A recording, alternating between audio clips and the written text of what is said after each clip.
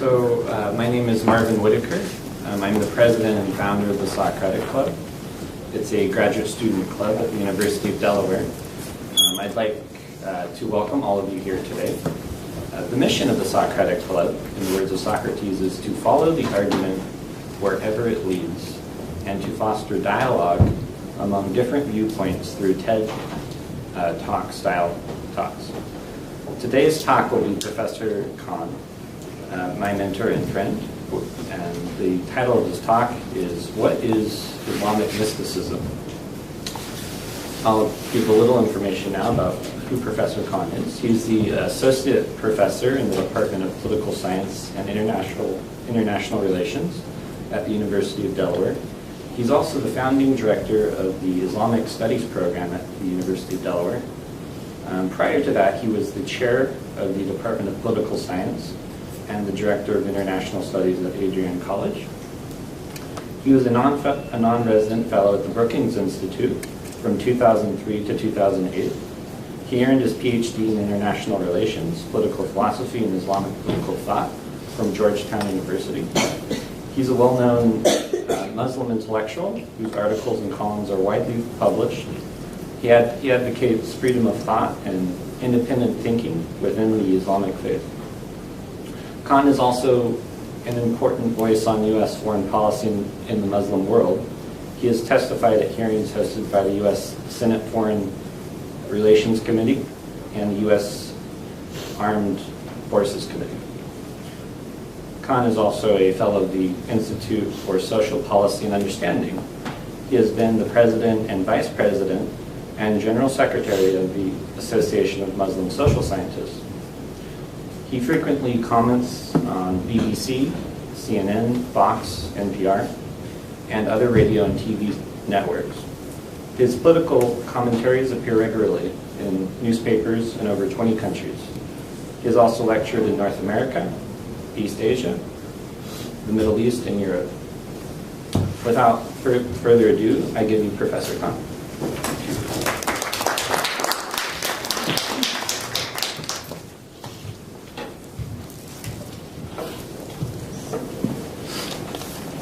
Thank you, Marvin. Thank you to the Socratic Club for having me here. This is the first time I'm wearing my Sufi cap, both physically and metaphorically, on campus. Until now, I was a policy wonk. Now I'm in search of mysticism. I want to start this discussion on what is Islamic mysticism in a traditional fashion. So, assalamu alaikum to all of you. Alhamdulillahi Rabbil Alameen. May praise be to Allah, the Lord of the worlds. La ilaha illallah, wahdahu la sharika lah, lahul mulku wa lahul hamdu, wa huwa ala kulli shay'in qadir. There is nobody worthy of worship except Allah. He is one. There is none who is his participant, and he has power over all things, and he alone is worthy of worship. As-salatu was-salam ala Muhammad Rasulullah, ala Sayyidina Muhammad Habibullah, ala Sayyidina Muhammad Nabiullah, ala Sayyidina Muhammad Habibullah. May praise, may peace and blessings be upon Muhammad, the Prophet of God, the beloved of God, the messenger of God. Islamic mysticism is a very, very broad topic. So Muslims have been developing this idea for nearly 1250 or 1400 years. So I can't encapsulate everything in 30-40 minutes that I will speak to you. Plus, I also want to talk about Islamic mysticism and also share with you some of the poetry that is associated with Islamic mysticism. Islamic mysticism is a wide swath of approach to God. It's basically how Muslims have approached to God. At one end, you have an extremely profound philosophical cosmology, epitomized by the philosophy and the theosophy of Shaykh al-Akbar Ibn Arabi. For example, if you read his books like Futuhat al-Makkiyah or Usus al-Hikam, they are very profound, very interesting, very unique perspective. For example, one of the things that struck me when I was reading Ibn Arabi was that he described Adam as the first mother. that completely turned feminism on its head, because Christians and many Muslims believe that Eve was created from the rib of Adam. And so he said that Adam gave birth to Eve, so Adam should be seen as the first mother. So it's a very interesting perspective in which he advances profound ideas. And one of the other ideas that Ibn Arabi advances to say that the whole purpose of creation is that God was a hidden treasure. He wanted to be known, and in order to be known, he created knowing beings. So we are those knowing beings who have been created for the sole purpose of knowing God. The Quran says that God has created us solely to worship him. But some of the most prominent commentators, like Ibn Abbas, who is a companion of the Prophet, he said that when the Quran says, "Ya'buduni," to worship God, he actually means "Ya'arifuni," to know God. And at the other end of mysticism, you have Mullah Nasruddin. Mullah Nasruddin is a village idiot, a popular comic. Every time he opens his mouth, you don't know whether he has just dropped a very profound aphorism or he has said something profoundly stupid. But he encompasses, he is the other pole of Ibn Arabi. For example, one day, Mullah Nasruddin was leaving his village on his donkey. And as he was exiting the village, he saw a group of scholars approaching the village. And they stopped him and they said, "Hey you, do you know where the great scholar Mullah Nasruddin lives?" So Mullah said, "There is no great scholar in this village, but I know where that fellow called Nasruddin lives, and I can show you his house if you want. But why are you here?" They said, "Oh, we are this big group of scholars. We have come all the way from Baghdad because we had a dispute over some intricate matter in philosophy and theology, and we would like Mullah Nasruddin to resolve this matter." So Mullah says, "Okay, I will lead you to his house." And he gets down from his donkey, and then he gets back on the donkey backwards. And so they enter the village with Mullah riding his donkey into the village backwards with the rest of the scholars following him. It kind of looked like this. This is how it was look. It's facing backwards and the donkey is facing forwards. So somebody in the village looked up and said, "Oh Mullah, what is this? What a stupid thing to do." And Mullah said, "No, these are great scholars, but they are ignorant of Mullah Nasruddin's house.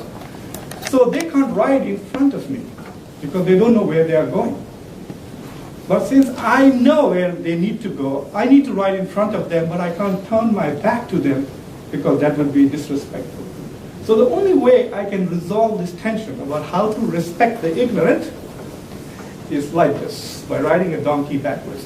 Now you can actually do a dissertation on this, on meaning of wisdom, or you can just laugh at it as a silly joke. Now that is the spectrum of Islamic mysticism. But that's not enough. It has been a dominant idea for nearly 1,000 years in the Muslim world, and today it has become a very contentious perspective. But let me tell you the story of the Prophet of Islam, Prophet Muhammad, peace be upon him. Muhammad was an orphan who grew up in Mecca, and at the age of 25 he married a woman called Khadija, who was 40 years old, very prosperous, had her own business, and he became kind of a business manager. But every year, without fail, Muhammad would take 1 month off, and he would retreat into solitude, and he would go into the mountains and spend an entire month in a cave. Occasionally he would come back only to take provisions and then go back. This is the famous cave of Hira. It is still there. If you Google it, you can see its pictures. And Prophet Muhammad would go there and he would meditate. And he would worship. He would come back after a month, and then he would take 7 rounds of Kaaba in Mecca, and then he would go home.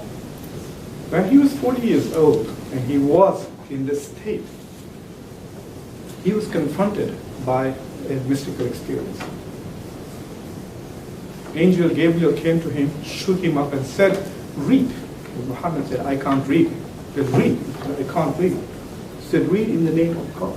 "Iqra bismi rabbika alladhi khalaq, khalaqal insana min alaq." Read in the name of God who created man from a tiny clot of blood.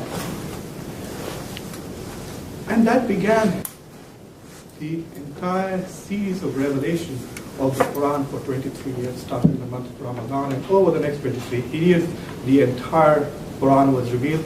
Those were, according to most scholars, the first 2 verses of the Quran that were revealed. Some scholars argue that perhaps it was the first chapter, the Surah Fatiha, which was revealed first. Nevertheless, a majority of Muslim scholars believe that those are the verses, and the first word that was revealed was to read. Then he also tells the story of Moses. Moses took his people from Egypt and went into the desert. There was this period in which he wandered in the desert aimlessly. And Moses was one of the only prophet who regularly had conversations with God. That's why in Islamic traditions, Moses is called Kalimullah, one who speaks with God. Moses one day had an appointment with God, and God said, I will meet with you in the desert 40 days from now. And so Moses appointed his brother Aaron in charge of the tribes of Israel, and he went into the desert and fasted for 40 days. And after fasting for 40 days, God talked to him, and Moses said, Rabbi arini unzur ilayka. Oh Lord, show me yourself so that I may gaze upon you. That's what Moses wanted. It was not enough that he was sure that you can see me. I'm not very sure that humanity can see God. So close your eyes. I will manifest myself to the mountain across, and if the mountain survives, then maybe you can take a look at me. And of course, the mountain became ashes, and God said, Moses, you can't see me. I have blessed you, Moses. I have chosen you above everybody else as my messenger. And Moses, I have spoken to you directly, unlike other prophets to whom God spoke through angels, spoke to them in their dreams, but I have spoken to you directly. Be happy with what you got. Now, both of these incidences are what we call as mystical quests. And the product of that mystical quest is this mystical union with the divine. So Prophet Muhammad, peace be upon him, would go every year into the mountain, seclude himself from everybody else, isolate himself from everybody else. In this moment of isolation, one with nature, he would reflect and meditate upon questions which are existential in nature. Who are we? Why are we here? Who created us? What is the nature of our creation? What is the purpose of our life? And Moses also did the same thing. So what we call Islamic mysticism or Islamic Sufism is a replication of the same thing. Muslims too seek to enjoy that mystical experience that Prophet Muhammad and Prophet Moses, peace be upon both of them, enjoyed. You want to know in this life, you want to enjoy in this life a manifestation that there is such a thing as God. And this quest, those who pursue this quest, and there are very romantic ways in which Muslims have articulated this. It is to say, to meet the one before you meet the one. To die before you die. To make union with the beloved, to experience the only true reality, which is God, because everything else is contingent upon God. The difference between the creator and the created is that everything that is created needs God to subsist. God is independent, does not need anybody else to subsist. And therefore God is the only reality. Everything else and every entity, the planets, the human beings, etc., all our reality is contingent on the sustenance that God provides to us. And so the whole purpose of life for Islamic mysticism and Islamic mystics and the Sufis is to have that experience in real life. To experience what Moses did. The prayer of Moses, "O Lord, show me yourself so that I may gaze upon you." One of the earliest Muslim mystics was a woman called Rabia. And Rabia was also the first Muslim mystic who started talking about love with God and also started talking about it in terms of poetry. And one of her most popular poems was about this. She said, "Oh God, if I worship you out of desire for heaven, then send me to hell. If I worship you out of desire for heaven, then send me to hell, because that love and that worship is selfish." It's not about worship. I just want to see you and just keep looking at you. Just as Moses wanted to do. He didn't want to rescue his people. He didn't want to come back and argue with them all the time. He just wanted to behold. That is bliss. Now, that is what Islamic mysticism is all about in its essence, this desire to experience. Now, over the period of time, Muslim scholars obviously have developed poetry and developed epistemologies and theories, etc. But let me read you one poem which sort of encapsulates the prayer of Moses that I like to love, and I would like to share it with you. It is a poem written by Hafiz Shirazi of Iran. There are two great poets who wrote mystical poetry in Persian. One is Maulana Rumi, and the other is Hafiz Shirazi. Most people think that Rumi is better, but when it comes to listening, the sounds, Shirazi is supposed to be the master. Unfortunately, I'm not reading this in Persian. Most of you probably already read this. But if you had heard this in Persian, the sound of the poetry is very profound. It can move you like the sound of the Quran. When Muslims listen to the Quran being recited, they have mystical experiences. They're just moved by the sound even when they don't understand the content. Anyway, this is what Shiraz says. "O King of Beauty, O King of Beauty, turn your gaze upon this beggar of yours. Have pity on this forlorn, helpless devotee of yours. The heart of this mystic yearns and longs for your life-giving glance. With your dark, mysterious eyes, fulfill his desire, make him dance. The candle moth, the rose, the nightingale, all are here, each and every one. O friend, take pity on my state, I am so alone. How long will your lovers deny, for God's sake? Be our friend, and deny us not your beauty's infinite grace. Listen not to the enemy's accusations and gossip. Be loyal to your devotee, your friend Hafiz." Now that is Hafiz Shirazi, taking that one sentence of Moses, "O Lord, show me yourself so that I may gaze upon you," and then writing a poetry which is a philosophy of life. This pursuit of the good, the pursuit of the divine. Now in terms of epistemology, Sufis have talked about certitude. How do we know there is a God? How do we know that there is such a thing as a mystical experience?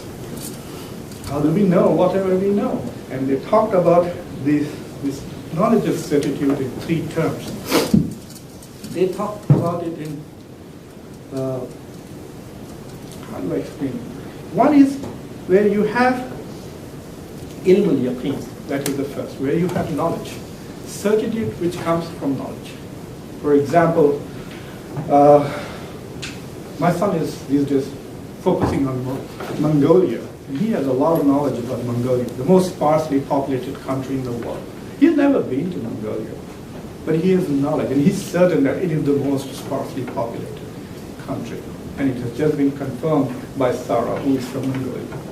Now, you could say that he has certainty about Mongolia based on knowledge. There are lots of things that we have knowledge of. We have knowledge about the nature of Mars. So that is called ilm al-yaqeen. So people, for example, you could say that Muslims believe about jinns because they have knowledge of jinns from the Quran.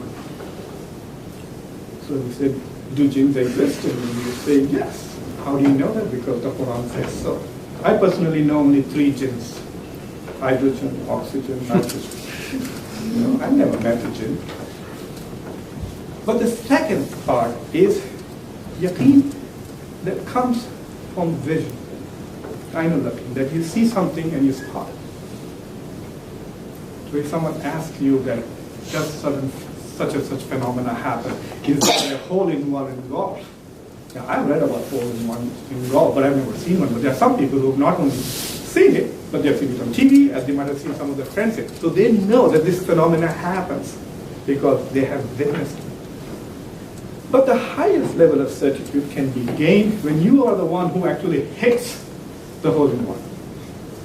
When you are being itself. This is haqq al-yaqeen. This is the ultimate truth.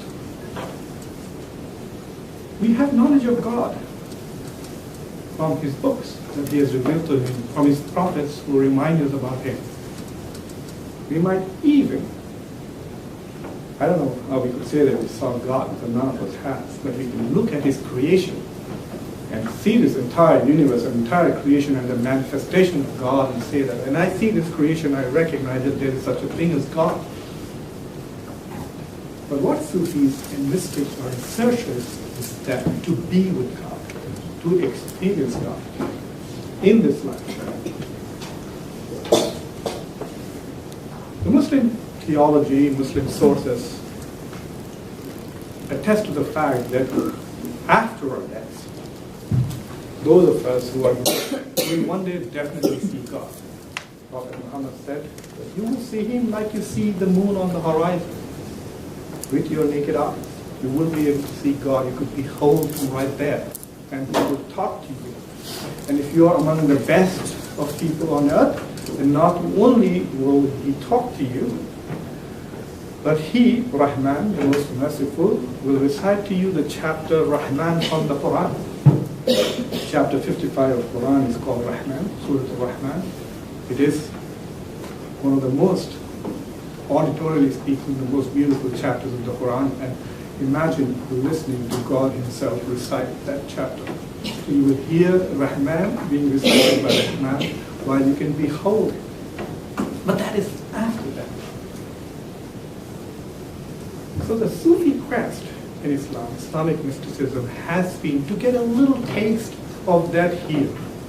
A little taste of it. It's like saying that, it's like going to a car dealership and trying to buy a car. Yeah, the car is yours after you buy it. But you would like to take it on a test drive, wouldn't you?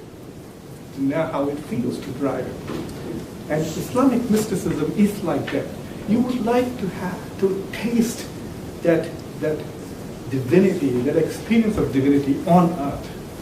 You want to have that certainty now and here.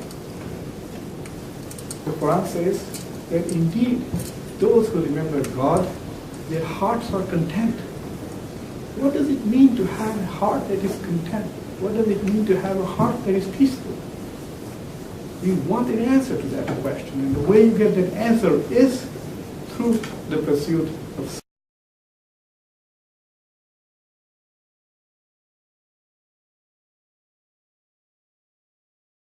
Sufism, through the pursuit of mysticism. Now, over the period of time, Sufism, like I said earlier, became very complex, very complicated, has many different manifestations, many Sufi scholars, many Sufi saints have emerged. There have been a huge impact of developing Islamic thought, debates within Islamic heritage, Muslim interaction with non-Muslim communities, and therefore we experience the impact of Indian philosophy, Christian philosophy, Christian, Jewish mysticism, all of it on Islam. And over a period of time, a dialectic has emerged within the Islamic tradition of mysticism versus orthodoxy. So there is this discussion whether Sufism is truly Islamic in its character or has it deviated from the straight path. Is it based on Sharia or is it violates the Sharia? Is it consistent with the teachings of God and Prophet Muhammad, or is it composed of innovations? Now this is a huge debate that is going on. One of the interesting things is that once you engage in the debates about the validity of the idea, you forget the idea. So even Sufis who once got into these arguments of defending the validity, I don't think there were now any more Sufis anymore. They became mutakallimun, or those theologians who are interested in the debates about what is belief and what is not. But nevertheless, after the last 2 years, I spent a lot of time hanging out with the Sufis in many different places. I went to Morocco several times, went to Turkey several times, in Jordan, in many European countries. And I've been reading them intensely, sometimes for hours every day. And it's my understanding that there are like three manifestations of Sufism in the Muslim world. The first manifestation that I call is philosophical Sufism, which is very profound, and the epitome of this philosophical Sufism is Ibn Arabi and his work. At the other end, you have what I call as popular Sufism. Popular Sufism is about the search for ecstasy. The philosophical Sufism is about search for ma'rifah or knowledge of God. The philosophical Sufi wants to come so close to God that he wants to become the friend of God. The word that is used is Waliullah or Khalilullah. In the Quran, the word Khalilullah is used for Abraham.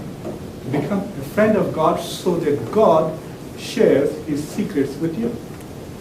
So you know the secrets of God because you're so close to God and he's your friend that he confides in you. That is the pursuit and purpose of philosophical Sufism. That's why Ibn Arabi says God created for the sole purpose of knowing him. And we have to develop that. But what is also interesting is that Ibn Arabi argued that God was a hidden treasure who wanted to be known. And in order to be known, he created a knowing being, and then he created this universe, which is kind of the other of him. So God is the self, and the creation is the other.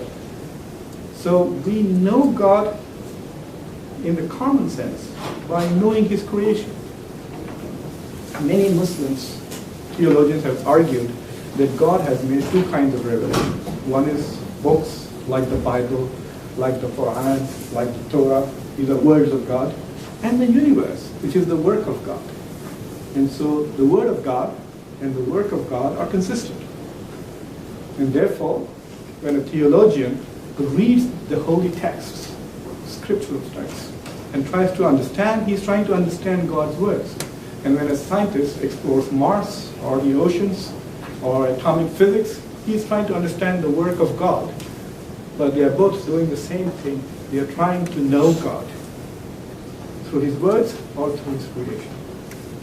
But Ibn Arabi also says that that's not enough. There is a matter about perfection that is involved. That we need to purify ourselves, our souls. We need to purify our souls to such an extent that we become mirrors in which God can see his reflection. So the whole purpose of human beings is to transcend themselves, to purify their souls so that they become perfect mirrors which can reflect divinity. And these are based on sources understood either metaphorically or in a deeper sense. Now that is the profound philosophical Sufism, which is highly contested, argued by philosophers and Muslim theologians as extremely speculative, and some Muslim theologians have even gone ahead to argue that Shaykh al-Akbar ibn Arabi is no more a Muslim.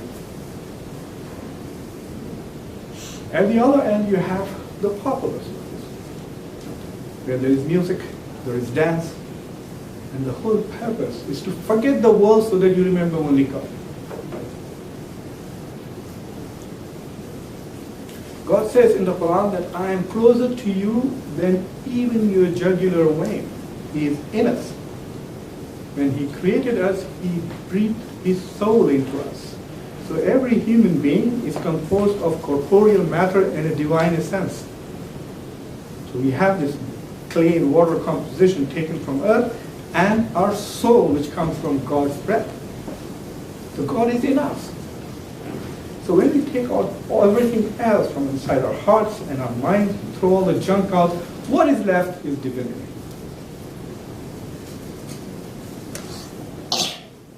Man arafa nafsihi, arafa rabbihi. He who knows his soul, he who knows himself, knows his Lord. So one way of approaching God is through yourself. And the popular version of this, those Muslim world literacy levels have always been not very high. So they can't read Ibn Arabi and his Sufistic Kam or his Futuhat al-Makkiyah, it's a voluminous work. But they can understand poetry written by Sufis. poetry which are sung on music, and they learn to dance. And so the epitome of the popular Sufism becomes Rumi. And mystics like Rumi, who compose popular poetry, which talk about God and the essence of God. And so love of God becomes the most important medium to approach and experience God and reach a moment of ecstasy where you feel that you have some taste of the bliss that you will feel in heaven when you behold God. Now, these are the two poles of Islamic mysticism. And Orthodox Muslims dislike both of them.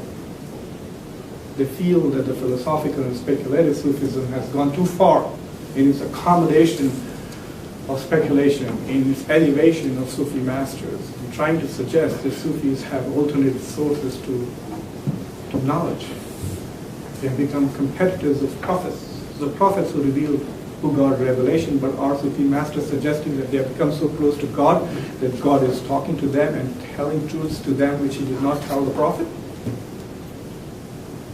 Is God telling Ibn Arabi things that he did not tell Prophet Muhammad? If Ibn Arabi thinks so, then he is not a Muslim.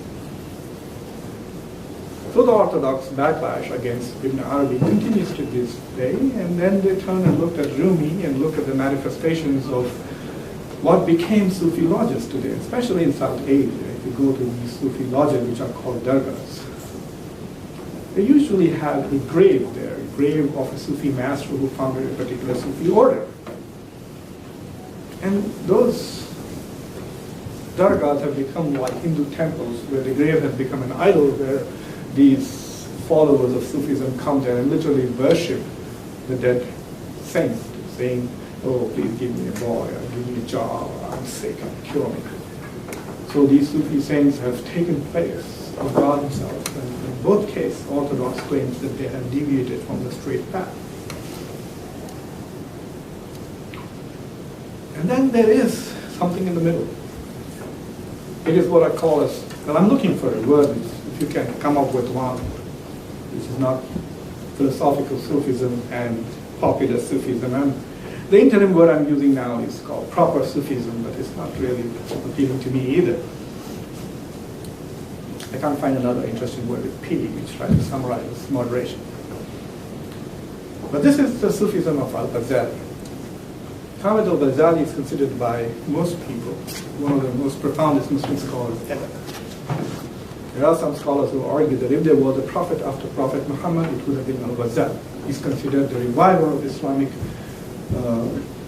thought, the revival of Islamic sciences. He wrote a book called Ihya Ulumuddin, the revival of Islamic sciences and religious sciences. And it is a huge and phenomenal book. I was reading it last night, just looking at the architecture of the book is unbelievable. It's composed in 4 volumes, and each volume has in itself 40 books. It's like huge. He covered every aspect of faith, philosophy, mysticism, and religion. And he is the greatest of synthesizers. He debated the mystics. When he was young, he debated philosophers and critiqued the impact of Aristotelian philosophy on Islam. He debated rationalists and tried to moderate and find a middle path between rationalism and traditionalism. And then later in his life, Ghazali tried to find a pathway which is a moderate path between mysticism, both at the profound level and the popular level, and Sharia-based orthodoxy. In a sense, a true Sufi cannot be a true Sufi unless if he is violating the path of God. If the whole purpose of your life is to love your beloved, then why would you do things that would offend your beloved?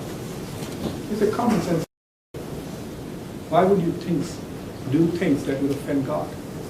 So this whole idea that Sufis will knowingly violate the Sharia is meaningless to Ghazali. He says, just adhering to Sharia is bare minimum. You're just a good Muslim when you do that, but in order to be a Sufi, you have to push further.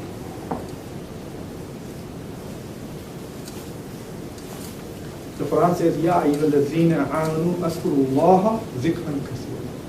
Oh, those of you who believe, remember God in abundance. Remember God in abundance. The Quran says the whole purpose of prayer is to remember God. So yes, if you are a minimum Muslim, you will remember God 5 times a day. That's being a minimum Muslim, when you pray 5 times a day. But to be a Sufi, whose sole purpose is to remember God, and you remember God all the time. All the time. I was reading a comment made by a Sufi who said, why would you talk to people? If you see a man talking to other people, he's not a Sufi. Why would you talk to other people when you could be talking to God? Why did you engage with other human beings when you could be remembering God? That is where you push the whole idea of devoting your entire existence to the remembrance of God. There is a reward for it. The Quran says that those who remember God, they have hearts that are content. So the proper path is Ghazali's Sufism, which is based on Islamic law, it's consistent with Islamic Sharia, but it is also a path that recognizes tolerance, compassion, mercy. The signs of those who love God is they love others. The sign that you seek God's forgiveness is the fact that you forgive everybody else. One of the most, in fact, perhaps the most important individual human being from the Sunni perspective after Prophet Muhammad in Islam is Abu Bakr Siddiq radiallahu anhu, who was the first caliph of Islam. He was the Prophet's father-in-law, his best friend, became the first caliph. One day, the Prophet was sitting with Abu Bakr, and a man came to Abu Bakr and cursed him and insulted him right in front of the Prophet. Abu Bakr kept quiet. The man cursed him again, and Abu Bakr kept quiet. And the man cursed him again, and Abu Bakr kept quiet. The man cursed him again, and Abu Bakr responded to him. And the moment Abu Bakr responded to him, Prophet Muhammad got up and left. After that encounter, Abu Bakr went and met the Prophet and said, were you upset with me, with what happened? So the Prophet said, when that man was cursing you, I could see angels descend from heaven, and they were defending you. So when he said, Abu Bakr, you are so and so, there were thousands of angels standing there saying, no, you're wrong. Abu Bakr is Siddiq, he is the truthful. And the man said, you are so and so, the angel said, no, you're wrong. But the moment you opened your mouth to answer him, I saw the devil coming, and I didn't want to be there where there is a dead devil. So he left. There's a problem. Now that is, the Sharia allows you to defend yourself against calumny and false accusations, etc. But Sufism doesn't. It's not important. It's really not important what people think of you in this world. There is only one thing that matters, is what your beloved thinks of you. And that is God. The only thing that matters is that the beloved thinks of you. What really matters is the beloved thinks of you. Not even what the beloved thinks of you, that the beloved thinks of you. That's what we want. Now, that is the Sufism. Now, interestingly, in the United States, how much time do we have, Morgan? You have about 15. Interestingly, in the United States now, increasingly, Ghazali has become very popular. So some of the most prominent Muslim scholars in the United States are students of Ghazali or adherents to Ghazali's view of Sufism. And so you could argue that it's quite possible that in the next 10, 15 years, the Orthodox Islam of North America will be the Ghazalian Sufism. There are a lot of pejorative terms and ideas attached to the notion of Sufism, so people use other words. So they will talk about purification of the soul as a substitute to Tassawwuf. So they will say Tazkiyah an-Nafs, which means purified soul, and it actually means Tassawwuf, which is the science of Sufism. The word Tassawwuf, which is the science of approaching God, and the word Sufi have 2 or 3 origins. One is, the word Suf means wool, like this coat and this cap that I'm wearing today. They're made of wool.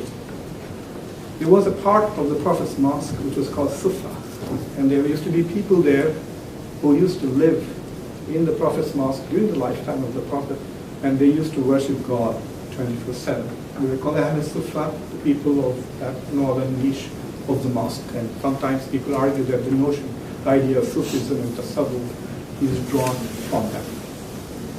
The notion and the idea, the concept of purification is also Safa, that also comes. So the idea of Sufism comes from all of this, wool purification and those early Sufis. There are many ways in which Muslims have sought to purify themselves. Some of them are very common: self-criticism, approaching God, forgiving others. One interesting moment in the life of the Prophet where some governor of some place was coming in briefing the Prophet on what was going. He had to leave town early, so the Prophet was walking with him. And the Prophet saw a child in pain or crying. He stopped to console the child, and this important VIP visitor was kind of ruffled that he wanted to finish his business with the Prophet and leave early. And he kind of suggested that, let's forget about the child, let's continue with our conversation. And the Prophet turned to him angrily and said, "He who does not show mercy to humanity deserves no mercy on the day of judgment." And these are the sources. So when you look at Islamic sources, especially the traditions of the Prophet and the Quranic verses, they are full of verses which demand that Muslims be forgiving, compassionate, tolerant, turn the other cheek. The Quran talks about the two sons of Adam, Abel and Cain. And they confronted each other, one told the other, "Even if you strike me, I will not strike you." And the Prophet requested Muslims to be like the good son of Adam. Do not respond. He said, do not do harm and do not respond to harm. These are sources too. And of course, there are also other sources that say that you can use force to defend yourself. The sources that inform one religion are a reflection of the followers of the faith, not the faith itself. When you read religious texts, what you take from it to guide you tells us more about who you are than the religion itself. So Sufis have an epistemology towards the sources, which is to pick the most beautiful interpretation of religious texts. And the Quran says so. Those who are learned, those who are understanding, they draw the most beautiful interpretation from the sources. They draw the most beautiful meanings from the Quran. I'm going to do two things, and then if you have questions, you can ask them. I'm going to read one poem from Rumi, and one poem from a local, not so good poet called Muqtedar. And then I will let you listen to zikr. It's how Muslim Sufis remember God for a minute or two, and then I will open it to discussions if there are any. This is a poem by Sufi of Rumi. It says, "Where is the way? Where is the way that I was treading? I avoided, and it was the wrong way. One moment spent away from the beloved's street is forbidden in the religion of lovers. One moment spent away from the beloved's street is forbidden in the religion of the lovers." Now he's using the way as a metaphor because the meaning of the word Sharia is also path or the way. Sharia, the word literally means the way to a drinking water hole, to a drinking place. So that's why this metaphor says that one moment spent away from the beloved's street is forbidden in the religion of the lovers. Still I say the path is not easy. 1,000 traps greet each and every step. And these traps that we encounter on this path towards God are what Sufis call the diseases of the heart. And some of them are very profound, which is envy, ego, jealousy, hatred. They corrupt the heart. The Quran says that there is a polish for everything, and the polish for the heart is remembrance of God. We have to remember God to polish our heart, to cure it of the diseases that we accumulate. If you have, in psychology today we call it, you have issues. Well, that's the sickness of the heart. It does not allow you to focus on what is good. O restless heart, come not this way. Stay at a place that suits you best. Stay where life is nourished. Ask for that wine that lightens the soul. You can imagine how a Puritan would freak out at the use of the word wine, even though it is metaphorical. All else is but mere appearance, color, and form. All else is mere battle for name and fame.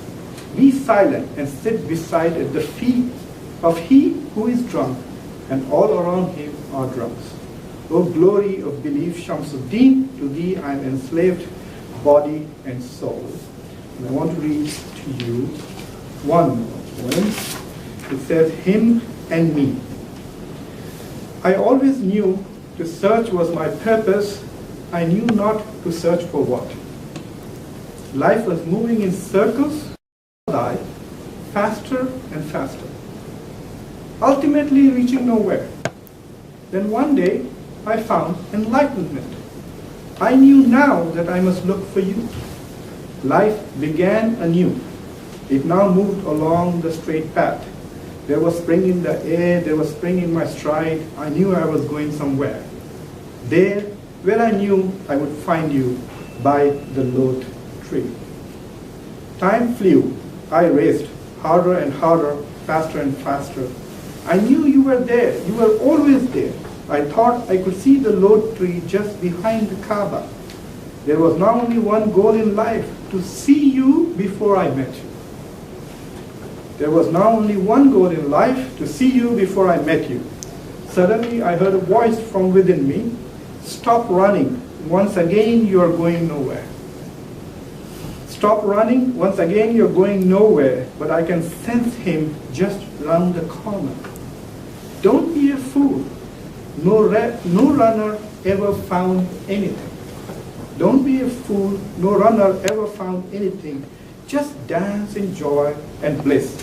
Wherever you are, just dance Muqtedar. For وَهُوَ مَعَكُمْ أَيْنَمَا كُنْتُمْ, which is a verse from the Quran, which means, and he is with you wherever you are. Why run? Why search? He is with you wherever you are. Just point him. And finally, 1 minute of zikr to give you some idea of how Muslims remember. These are very complicated issues, but I brought to share with you my most favorite zikr. It's from the Naqshbandi tradition. And if some of you want, I can always send you a link. And I will give 10 seconds for the technology in this room to catch up.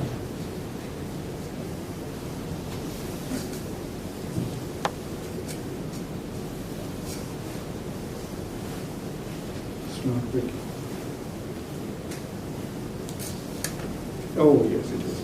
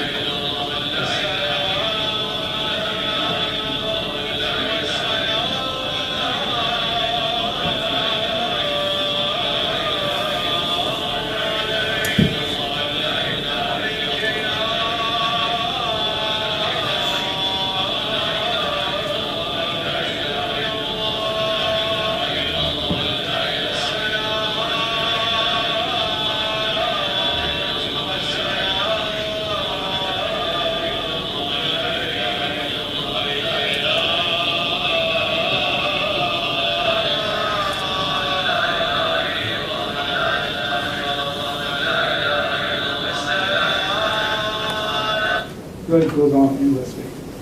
the large group of people who were in the back just reciting one part of the Islamic testimony, there is no God but Allah, la ilaha illallah, and their teacher who is leading them is reciting what are called as salawats, or blessings on the Prophet. The Quran says that God and all the angels send blessings on Prophet Muhammad. So all you who believe, you should also send blessings on Prophet Muhammad. And that is what he's doing. Sometimes when people write critical and condescending things about Prophet Muhammad, I find it ridiculous that this is a man upon whom God and angels send blessings. Doesn't matter what everybody else has to say. And this has been going on since the beginning of time, will go on till the end of time. Okay, if you have questions, I'll be happy to.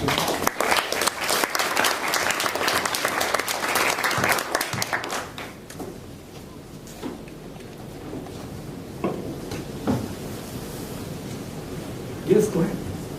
Would Sufis tend to reject the Siraras al-Allah by Ibn Ishaq as an actual historical portrait of Muhammad? Well, the thing is that a lot of people have found lots of problems with Ibn Ishaq's biography of Prophet. And some have even accused him of being an outright liar. But everybody, Sufis, theologians, and even some very orthodox legalist jurists have used what they call a seerah of Prophet Muhammad. You know, there are two main sources of Islam, the Quran and the tradition, the Hadith. The third source is the seerah, which is the biography of Prophet Muhammad. It is not as meticulous in its recording of details and authenticating. So people are a little careful about how they use it. But for example, when Sufis talk about Prophet Muhammad's journey on Miraj, I think you know, where he traveled to Jerusalem and prayed with all the prophets and then went to heaven, they are drawing a lot of it from Ibn Ishaq's biography of Prophet Muhammad. And then there are Jews, for example, all the Pakistani scholars today who are talking about punishing people for blasphemy are not relying on the Quran or the Hadith. They are relying on narratives from Ibn Ishaq's biography of Prophet Muhammad. The biography was written not with as much meticulous attention to footnoting. Like, for example, he would say, X told me, Y told me, but would not go to a great length to establish the authenticity of that report as the Hadith literature has. So yes, everybody is critical of it. They want to take it with a pinch of salt, but it's extremely valuable. It is the first biography, and much in detail also. There are so many details about the Prophet's life which we would not find certainly in the Quran or even in the traditions that we find in Ibn Ishaq's biography.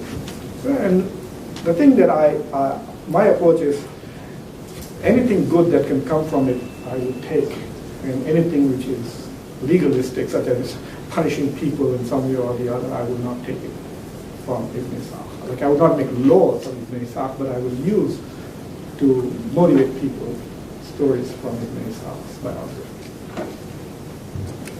It's now available in English and many languages. I've got another one. No, go ahead. I was interested in the accepting the most beautiful interpretation, and so my question was, does each individual Sufi kind of decide what he takes to be the most beautiful interpretation, or is there some kind of way of adjudicating better and worse interpretations? Well, there was a moment of major crisis in Islam's history, which is the story of Mansur al-Hallah. This was the Sufi who went around saying in moments of ecstasy, An al-Haq, An al-Haq, which means I am reality, I am the truth. And of course, and he was also a general troublemaker. The king and the caliphs found him problematic. He was very critical of the regime, and the Orthodox, he hated the Sufis and hated him. So when he started saying, I am the truth, they took that as a very good opportunity to actually label him as a heretic. And then they crucified him, decapitated him, hung him in this public square for a long time. They literally tortured and abused the guy. That really scared the Sufis in many ways, and it became a moment that Sufis realized that if they become too metaphorical in their discourses or too poetic, and they start uttering things which the orthodoxy may see as blasphemous, then they could be in trouble. So they became much, much more careful and tried to then anchor their understanding of the religion in orthodox sources. But nevertheless, they did also maintain that revelation continues even today, even after the end of the prophet, and that the forms of revelation are different, such as we talk of them as ilham, as insight. And there is a very interesting practice which all Orthodox Muslims practice, which is when they have a moment, say an important moment in life, and they're not able to decide. Like you get a job offer in Texas, and they, should I go to Texas? And they keep electing people like Bush. Should I move there? You don't know, but it's paying you a lot of money, right? How do you make the decision? Do I leave a blue state like Delaware and go to a red state like Texas for $20,000 extra dollars? How do you make that decision? Well, Muslims do something called istikhara, where they pray a particular prayer, pose a question to God, and then hope that they will get an answer in their dreams. Sometimes the answer comes in the dream, sometimes they get up in the morning, and then they are contented in one aspect of this. If they feel contented to go to Texas, then they'll think that this is God telling me to go to Texas. So yes, the Sufis have argued that, yeah, we continue to communicate with God. But if you get higher and higher in the status and we come closer and closer to God to such an extent that you do become friendly with God and you are really loved, and there is the tradition of the Prophet which says that those who are very close to me, I see through their eyes and I speak through their tongue. And this is an authentic tradition which even the Orthodoxy accepts. So there the Sufis will then come and advance their interpretation. So traditionals, so those who are part of Sufi orders, they do take the interpretation of their masters as profound and authentic, and Orthodoxy is questioning that. But nevertheless, what is interesting is that when Orthodoxy goes extreme, people die. When Orthodox become extreme, they kill people, like they kill the Sufis, they kill Christians, they go after everybody. The current example of, oh my God, you dropped the Quran, we will kill you. Oh my God, you said something against the Prophet, we will kill you. They just live like beggars on the street. They do harm in a material sense only to themselves. Sufi extremism doesn't hurt anybody. The Orthodox extremism can be a danger to everybody else. I'm not an advocate of either extremism, but I'm trying to say that Sufi extremism can be harmless. It can compromise what the Orthodox would say the meaning of the faith. But then, for those of us who understand what is social construction meaning, the role of history, on how meanings are developed over time, we do recognize that every claim to truth is contested, and people should be modest in trying to corner the truth for themselves. This applies to the Orthodoxy, this applies to the Sufis too. Yes, go ahead. Within the Sufi community, and I don't know, maybe like it varies from person to person, but how is like the theory of evolution viewed? Oh my God. Well, if you look at the work of the current Sufi from Turkey, I don't know, what's his name? There's this, what's his name? Very popular, this Turkish guy with pseudonym. He has all these magazines and videos and stuff. Harun Yahya. Well, Harun Yahya has bought the evangelical Kool-Aid, and now he's arguing that creationism is anti-Islam, etc. But if you go back and read Mishkavia, an Islamic philosopher, or Ibn Khaldun, for that matter, they talked about evolution as something very normal. In fact, I was reading that one of the earliest critiques of Darwin's theory of evolution, one of the earliest critics, when he reviewed the book, said, this Muhammadan theory of evolution is not true. I'm calling it a Muhammadan theory of evolution because Muslim scholars like Ibn Khaldun were talking about it in the 13th century. They were theorizing that life came from water and so on and so forth. And there are verses in the Quran which talks about how life is created in stages. Sometimes they interpret it as the first, second, third trimester, or in terms of evolution. So I don't think there's anything decisive in the Quran to go either way. But increasingly, given the impact of Salafi thought, which is very much like evangelical thought, there is a resistance to what they see as secular scientific encroachment, because once you open the door to science, then science will make other cases also, gay marriages, and so on, so forth, equalities of gender, etc. So yes, but this is very new. You won't find Muslims going berserk about creationism as much as say, the Christians or the evangelical tradition.